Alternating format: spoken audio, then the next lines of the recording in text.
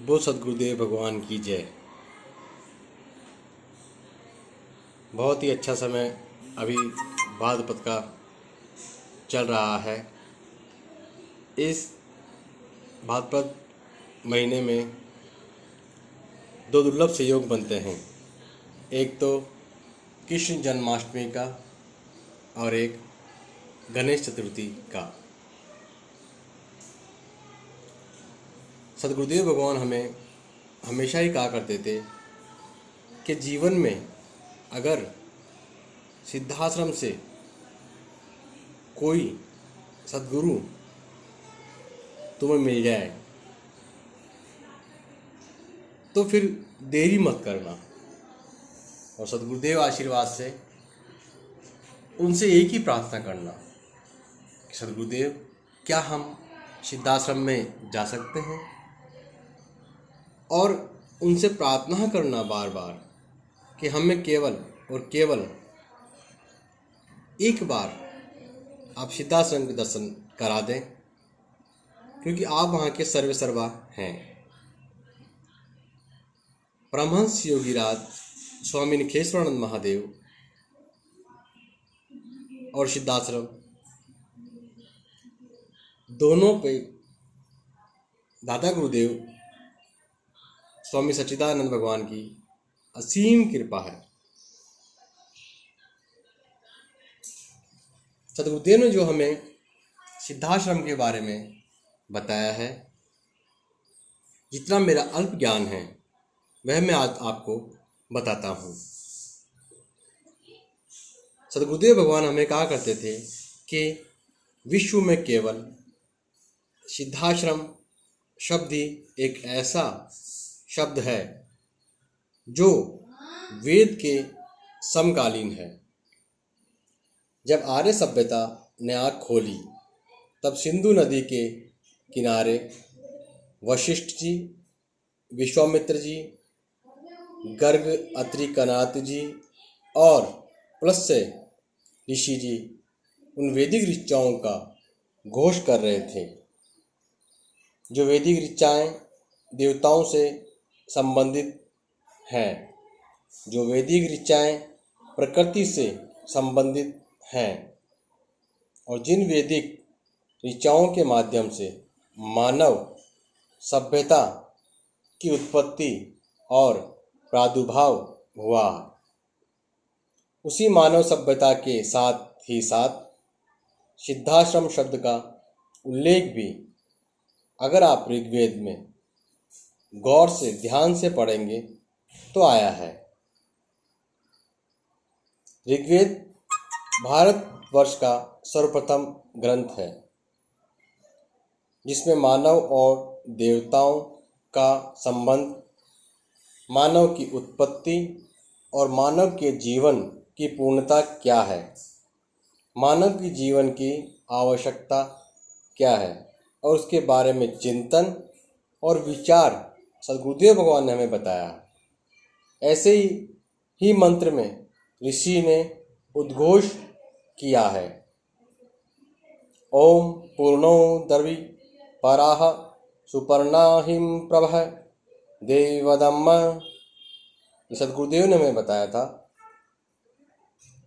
इसका तात्पर्य है कि हम अपने जीवन में धनवान हो, सुखी हो, समृद्ध हो, यशस्वी हो, पराक्रमी हो, मगर साथ ही साथ हम आध्यात्मिक क्षेत्र में उन्नति करते हुए उस सिद्धाश्रम में पहुंच सके जो वास्तव में ही देवत्व से भी ज़्यादा मूल्यवान और स्वर्ग से भी ज़्यादा महत्वपूर्ण है।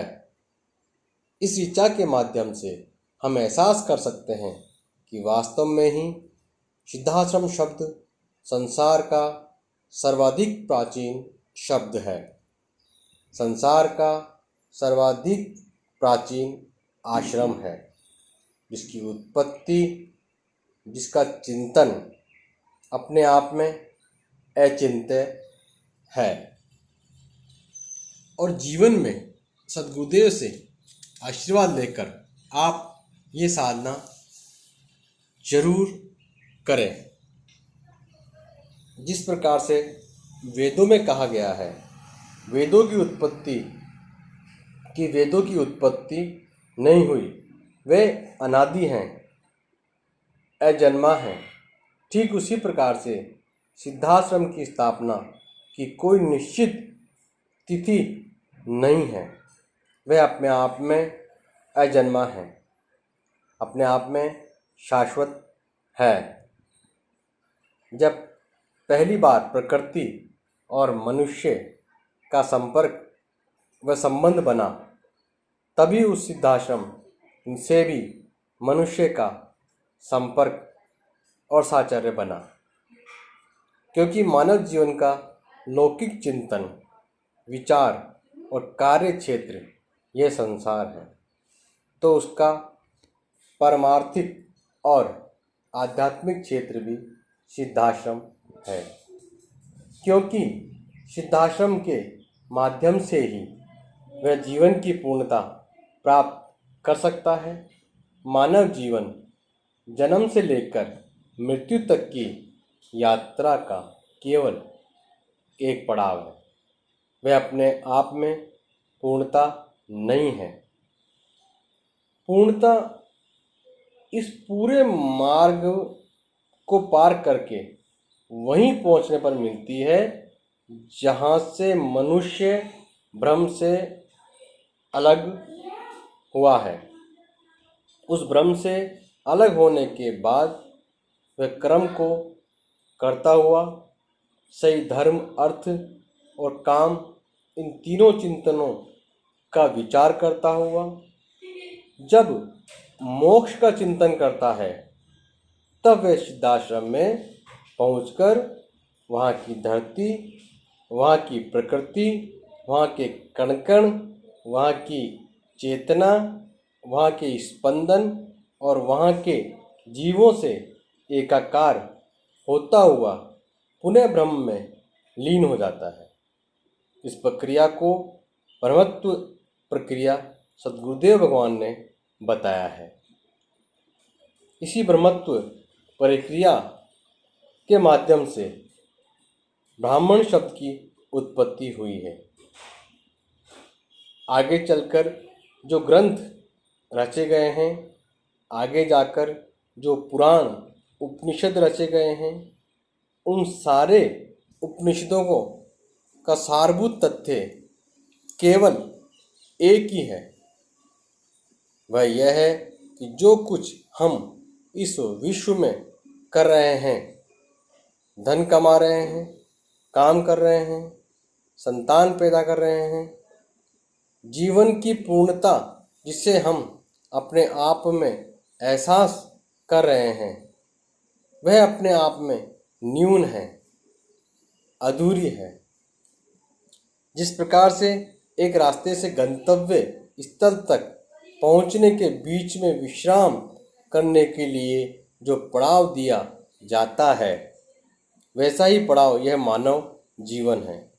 यदि हम इस पड़ाव को ही मंजिल मान लेते हैं, तो यह पड़ाव अपने आप में ही अत्यंत दुखप्रद हो जाता है।